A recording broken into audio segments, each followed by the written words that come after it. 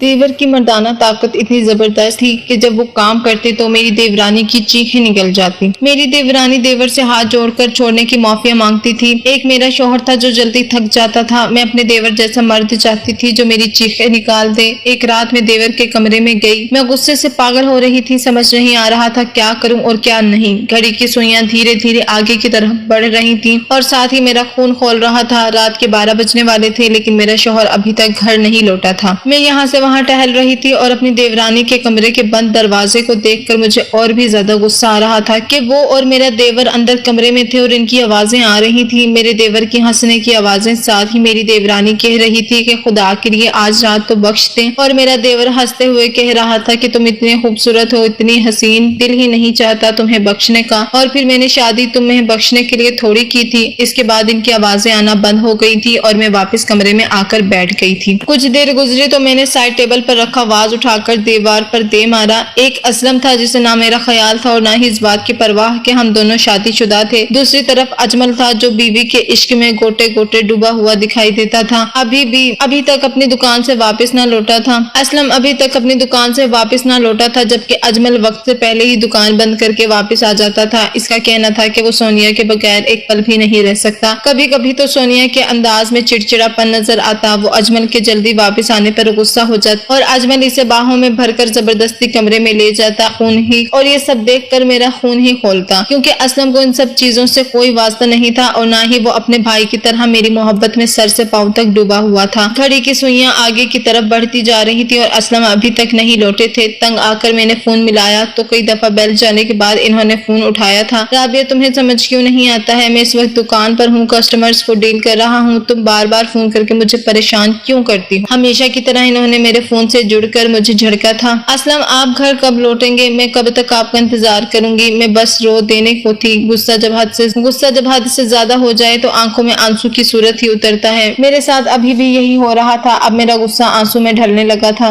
तुम क्या चाहती हो? मेरा कारोबार खत्म हो जाए, मैं दुकान बंद करके तुम्हारे कदमों में बैठ जाऊं, और इसके बाद आगे क्या होगा? मेरी बात सुनो राबिया, अब मेरा मजीद दिमाग खराब मत करो। मैं इस वक्त कस्टमर्स डील कर रहा हूँ, तुमसे तो घर आकर डील करता हूँ। ये कहकर मेरे शौहर ने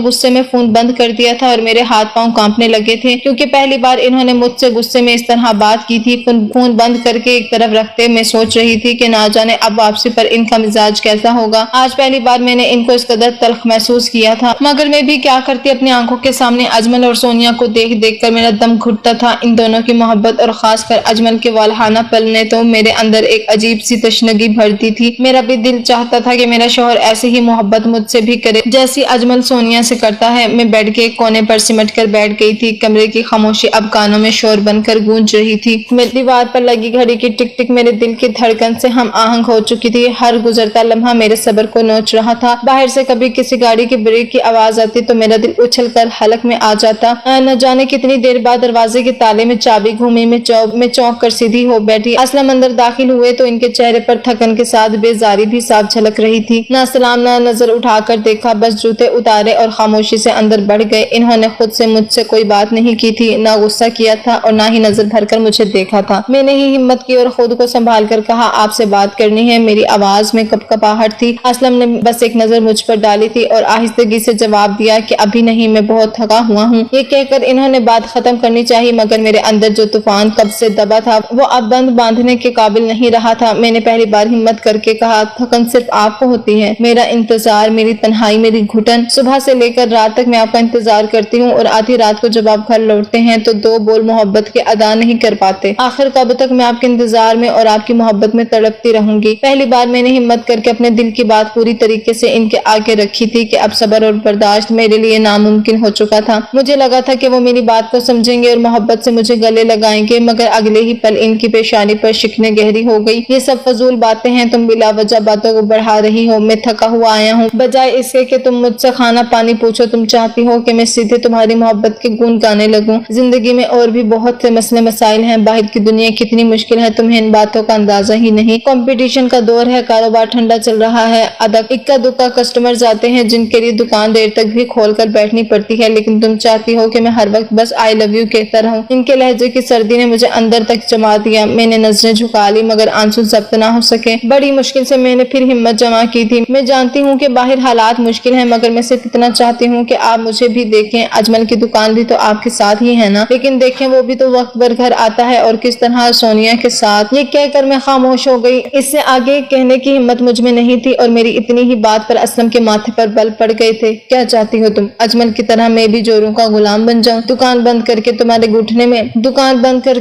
گھٹنوں میں بیٹھ جاؤں؟ وہ تو سونیا کے عشق میں پاگل ہو چکا ہے، لیکن مجھے ابھی ایسے کوئی پاگل پن کے دورے نہیں پڑے کہ جس کے لیے میں اپنے کاروبار کو داؤ پر لگا دوں۔ پتہ نہیں یہ کس طرح کام کرتا ہے۔ میرے شوہر کا غصہ مجھ سے ہٹ کر اب اجمل کی طرف ہو گیا تھا، اور میں سر پکڑ کر بیٹھ گئی تھی۔ میں بھی تو یہی کہہ رہی ہوں، سونیا کے خرچے مجھ سے زیادہ ہیں، ان دونوں کی عیاشی ہم سے کئی زیادہ ہے۔ اجمل نہ صرف دکان جلدی بند کر کے آتا ہے، بلکہ سونیا کو باہر لے جاتا ہے، شاپنگ کراتا ہے، گھماتا پھراتا ہے، ہر وقت اس کے آگے پیچھے گھومتا ہے۔ وہ بھی تو آپ کے جیسا ہی کام کرتا ہے نا، پھر وہ وقت کیسے نکالتا ہے؟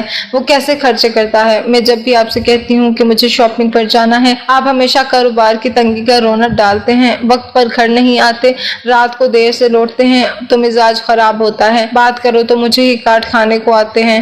آخر آپ میں اور اجمل میں اتنا فرق کیوں ہے؟ اگر وہ دکان جلدی بند کر رہا ہے تو پھر وہ کیسے اتنا زیادہ کما لیتا ہے؟ مجھے تو لگتا ہے کہ آپ مجھے وقت دینا ہی نہیں چاہتے، کہیں آپ کا دل کسی اور میں تو نہیں لگ گیا۔ آخر میں میرے دل کا خدشہ زبان پر آیا تھا، اور اسلم نے ہاتھ میں پکڑا پانی کا گلاس زمین پر دے مارا تھا، اور بنا کچھ کہے غصے میں ہی کمرے سے نکل گیا تھا۔ ان کی خاموشی نے مجھے توڑ کر رکھ دیا تھا، اور کہیں نہ کہیں مجھے اپنے خدشے اور شک صحیح لگ رہا تھا۔ باقی کی رات میں نے روتے ہوئے گزاری تھی، کیونکہ اسلم کمرے میں ہی نہیں آئے تھے۔ اگلی صبح جب میں اپنے آپ کو سنبھال کر بالوں کا جوڑا لپیٹتے کمرے سے باہر نکلی تو سونیا نے غور سے مجھے دیکھا، پھر پوچھنے لگی، مریم بھابی سب ٹھیک تو ہے؟ آپ کی طبیعت خراب ہے کیا؟ رات کو آپ کے کمرے سے شور اور ہنگامے کی آواز بھی آ رہی تھی۔ اس سے پہلے کہ میں سونیا کو کوئی جواب دیتی، پیچھے سے اجمل چلا آیا تھا۔ ہاں بھابی، بھائی کی بھی بہت تیز تیز بولنے کی آواز آ رہی تھی، سب خیریت ہے نا؟ آدھی رات کو آپ دونوں کے درمیان آنا ہم نے مناسب نہیں سمجھا، لیکن اگر آپ چاہیں تو بتا سکتی ہیں، کوئی پریشانی کی بات تو نہیں؟ اجمل فکر مندی سے پوچھ رہا تھا، اور میں نے نظریں چرا لی تھی۔ ارے نہیں، ایسی کوئی بات نہیں ہے، ان کے ہاتھ سے پانی کا گلاس چھوٹ کر گر گیا تھا، اور کچھ کاروبار کو لے کر پریشان ہیں، تو بس اسی لیے غصے میں تھے، اور تو کوئی بات۔ میں ان دونوں کے آگے اپنی ٹوٹی بکھری زندگی کا رونا نہیں ڈال سکتی تھی، خاص کر سونیا کے آگے۔ میں اپنی دیورانی کے آگے خود چھوٹی نہیں پڑنا چاہتی تھی۔ میری بات پر سونیا نے سر ہلا دیا تھا، جبکہ اجمل نے اپنا سر پکڑ لیا تھا۔ بھائی کی بھی عجیب ہی سوچ ہے، انہیں لگتا ہے آدھی آدھی رات تک دکان کھول کر بیٹھنے سے خوب کاروبار چمک اٹھے گا، جو گاہک دن میں نہیں آ رہے وہ رات کیا آئیں گے؟ میں تو وقت پر دکان بند کر دیتا ہوں، گھر اور بیوی کو بھی تو ٹائم دینا چاہیے نا۔ یہ کہتے ہوئے اس نے سونیا کی کمر کے گرد اپنے بازو کا حصار بنایا تھا، اور اس کے کاندھے پر اپنا سر ٹکاتے اس کے گال سے اپنا گال ٹکرا دیا تھا، جبکہ سونیا ایک دم ہی گھبرا کر خود کو چھڑوانے کی کوشش کرنے لگی تھی۔ اجمل ہٹے نا، کیا کر رہے ہیں آپ؟ بھابی کھڑی ہیں۔ اس کے چہرے پر شرمندگی سی سرخی چھائی تھی، جبکہ میں بس بے دلی سے ان دونوں کو دیکھ رہی تھی۔ یہی محبت تو میں چاہتی تھی، یہی والہانہ پن، یہی عشق جو اجمل کی آنکھوں میں سونیا کے لیے تھا، جو اجمل کے ہر انداز سے نظر آتا تھا، یہی سب کچھ مجھے اسلم سے چاہیے تھا۔ لیکن نہ جانے کیوں دونوں بھائیوں میں زمین آسمان کا فرق تھا، اور اسی بات سے مجھے اب نفرت ہونے لگی تھی۔ اجمل نے سونیا کو چھوڑنے کی بجائے اسے کھینچ کر کمرے کی طرف گھسیٹا تھا، اور اپنے ساتھ کمرے میں لے جا کر دروازہ بند کر لیا تھا۔ دروازہ لاک ہونے کی آواز پر میرے دل میں عجیب سا شور پیدا ہوا تھا۔ اتنے میں میری نظر سیڑھیوں سے نیچے آتے اسلم پر پڑی تھی، جنہوں نے شاید ساری رات چھت پر گزاری تھی۔ ان کی آنکھوں میں سرخی چھائی ہوئی تھی، ایک ہاتھ میں سگریٹ تھی اور دوسرے میں موبائل فون۔ ایک نظر مجھ پر ڈالتے وہ کمرے میں جا کر بند ہو گئے تھے، اور میں روتے ہوئے باورچی خانے کا رخ کر چکی تھی۔ صبح کے ناشتے کے ساتھ مجھے دوپہر کا کھانا بھی تیار کرنا تھا، کیونکہ سونیا بہت کم ہی کچن کے کام کرتی تھی۔ وہ کچن میں اب بھی جاتی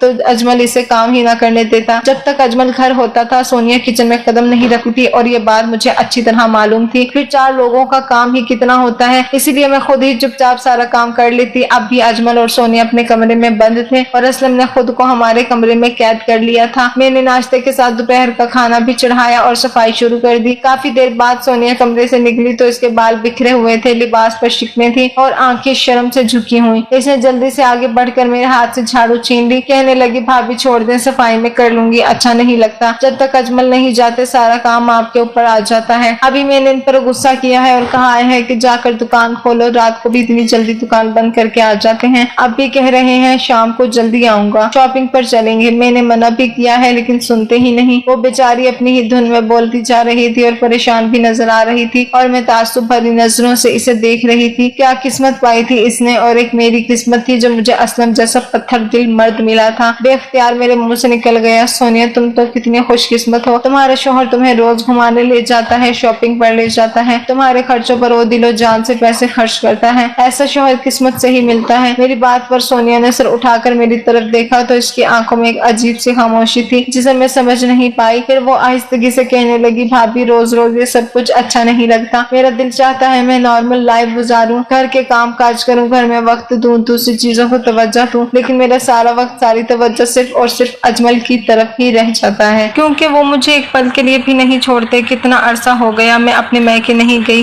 مجھے اپنے گھر والوں کی اتنی یاد آ رہی ہے، لیکن اجمل مجھے جانے ہی نہیں دے رہے۔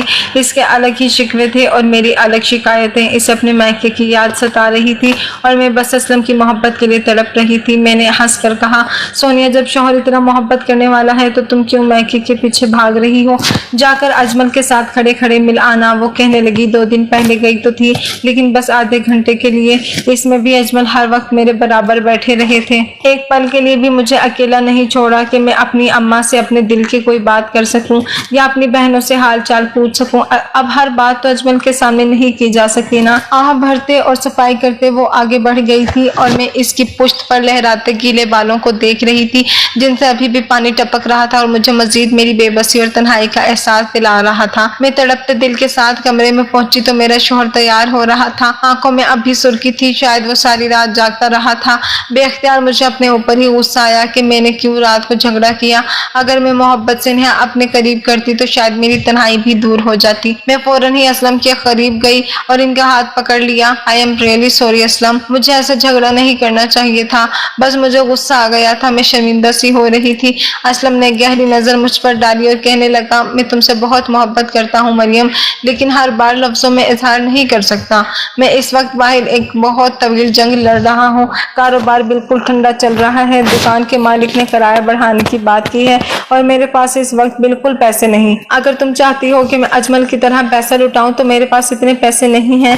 اجمل کیا کرتا ہے کیا نہیں میرا اس سے کوئی لینا دینا نہیں، اس کی اپنی دکان، اپنا کاروبار ہے، وہ کب کھولتا ہے کب بند کرتا ہے، کس طرح کماتا ہے، یہ سب اس کے ذاتی مسائل ہیں۔ وہ سونیا کے ساتھ کیسے رہتا ہے، کیسے پیسے خرچ کر رہا ہے، یہ ان دونوں کے ذاتی معاملات ہیں۔ جب تک تم ان دونوں پر نظر رکھو گی کبھی خوش نہیں رہ سکو گی۔ میرے شوہر نے دبے دبے لفظوں میں مجھے وہ حقیقت سمجھانی چاہی تھی جو میں سمجھ کر بھی سمجھنے کو تیار نہیں تھی، لیکن اس وقت میں اپنے شوہر کو ناراض گھر سے باہر نہیں جانے دے سکتی تھی، اسی لیے میں نے پیار سے ان کا ہاتھ پکڑے رکھا۔ چلے نا ہم ساتھ میں ناشتہ کرتے ہیں۔ پھر میں انہیں زبردستی لے کر ڈائننگ ٹیبل پر پہنچی تو اجمل وہاں پہلے سے ہی بیٹھا سونیا کو اپنے ہاتھ سے ناشتہ کروا رہا تھا۔ یہ دیکھ کر میرا دل جھلس کر رہ گیا۔ سونیا نے ہمیں دیکھتے ہی تھوڑا سا آنکھوں سے اشارہ کیا جیسے اجمل کو منع کرنا چاہتی ہو، لیکن اجمل نے پھر بھی محبت سے اس کے منہ میں نوالا ڈال دیا اور پھر مجھ سے کہنے لگا، بھابھی میں شام کو سونیا کو شاپنگ پر لے کر جا رہا ہوں، آپ بھی گھر میں بور ہوتی رہتی ہیں، ساتھ چلے نا، تھوڑی بہت شاپنگ آپ بھی کر لیجیے گا۔ وہ بہت ادب اور احترام سے مجھ سے پوچھ رہا تھا۔ میں نے ایک نظر اپنے شوہر پر ڈالی جن کی آنکھوں میں ناپسندیدگی نظر آئی تھی اور پھر میں نے خود ہی انکار کر دیا، نہیں مجھے تو شاپنگ وغیرہ پسند ہی نہیں ہے، میں بہت تھک بھی جاتی ہوں، تم لوگ چلے جاؤ، میں آرام کروں گی۔ میں نے اپنے شوہر کی ناپسندیدگی کی وجہ سے صاف انکار کیا تھا، ورنہ گھر کی 4 دیواریں اب مجھے کاٹ کھانے کو دوڑ رہی تھی اور میں خود بھی باہر جانا چاہتی تھی۔ میں نے انکار کرنے پر اجمل خاموش ہو گیا،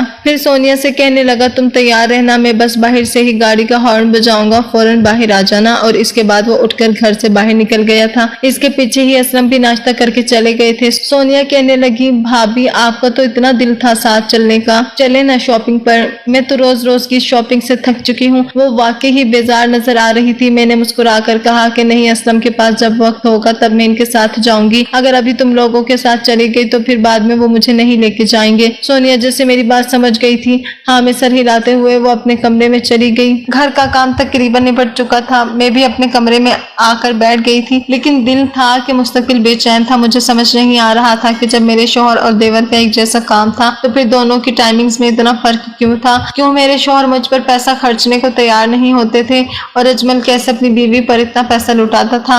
फिर दोनों के मिजाज में भी जमीन आसमान का इतना फर्क था। जबकि मैं सोनिया से कहीं ज्यादा खूबसूरत थी, जवान थी, मगर असलम नजर भर कर भी मुझे दूसरी बार नहीं देखते थे।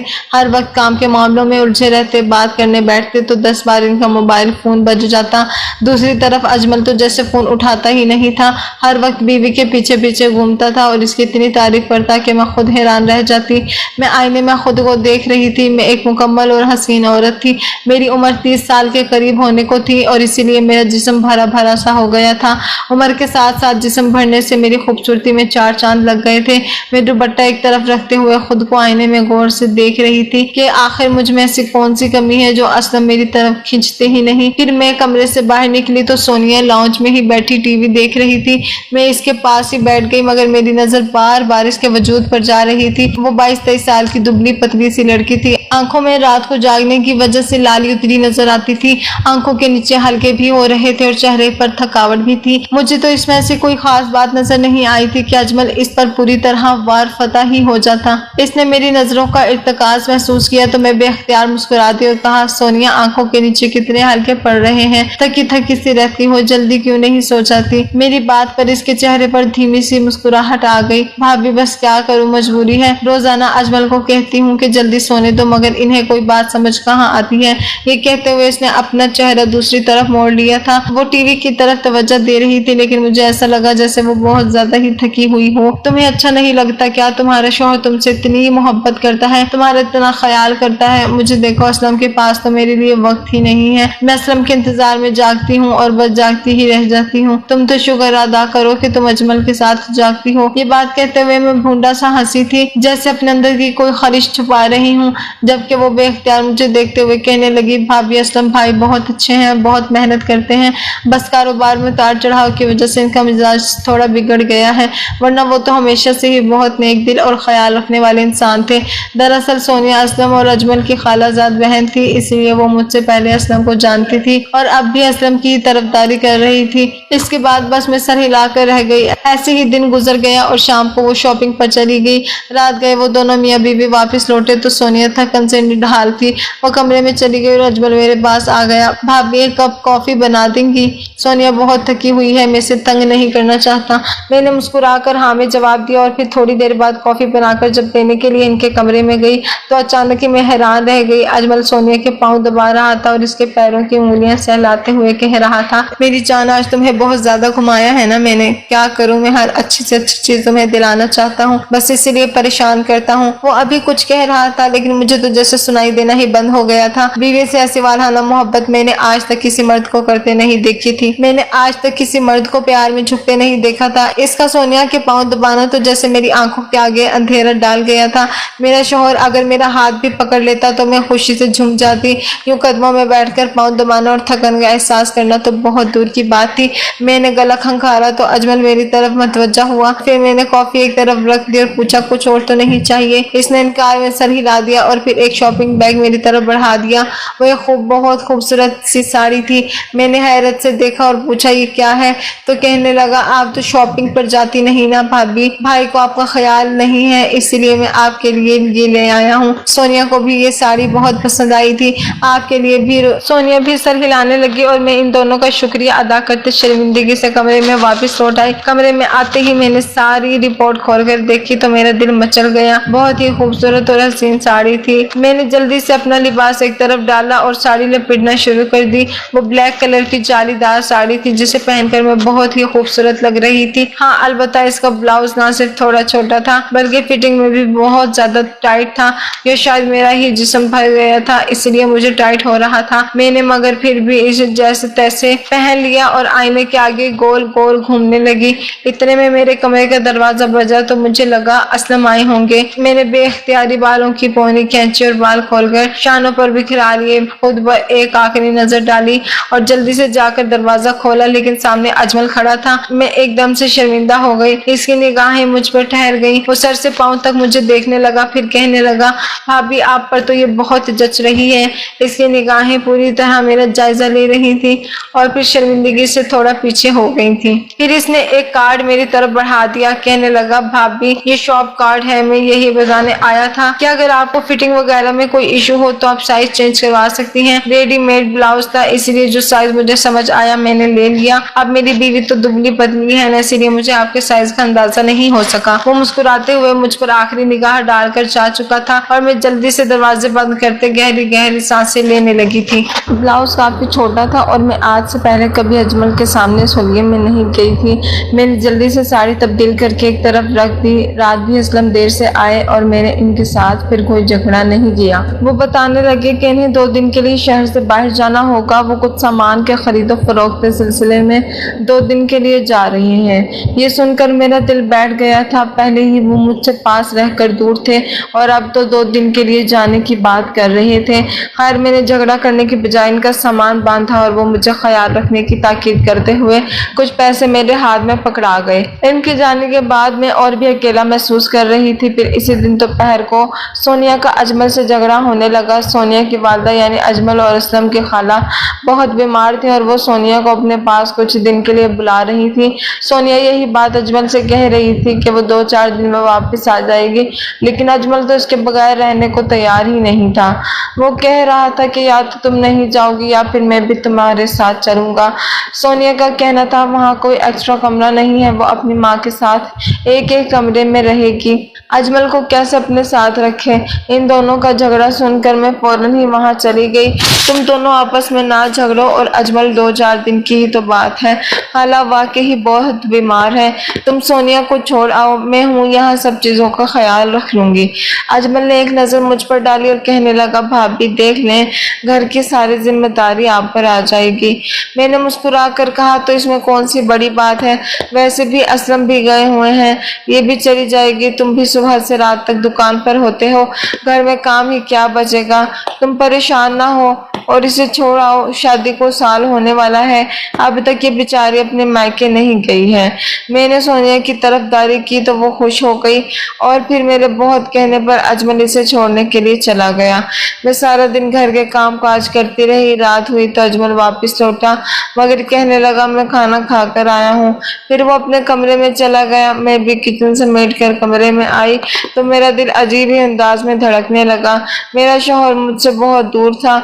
कितने दिन हो गए थे हम दोनों के दरमियान कोई ताल्लुक नहीं बन सका था।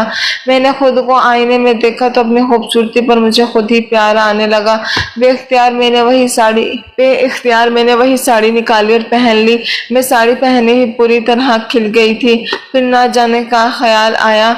मैंने अजमल के कमरे का रुख किया। दरवाजा खुला हुआ था। मैंने आहिस्ता से नॉक किया और अंदर दाखिल हो गई। अजमल बिस्तर पर लेटा हुआ था। मुझे देखते ही उठ बैठा। इसकी नजरें मेरे वजूद के आर पार होने लगी। मैंने आहिस्ता से अपना एक पल्लू साइड किया और कहा अजमल मुझे ये ब्लाउज बहुत टाइट लग रहा है, तुम देखो अगर ये चेंज हो सकता है तो प्लीज चेंज करवा दो। इस दिन मैंने पहना था लेकिन मुझे समझ नहीं आ रहा था। आज मैंने दोबारा ट्राई किया तो मुझे लग रहा है ये चेंज होना चाहिए। मैंने जानबूझकर हर तरफ से गोल घूमकर अजमल को अपना आप दिखाया था। उठकर नजदीक आया और गौर से मेरा जायजा लेने लगा। फिर कहने लगा नहीं ये फिटिंग बिल्कुल ठीक है, कम से कम कपड़ों में इतनी फिटिंग तो होनी ही चाहिए। मैं सोनिया को भी कहता हूँ कि आप जैसी हो जाएं, लेकिन पता नहीं ढंग से खाना भी नहीं खाती है।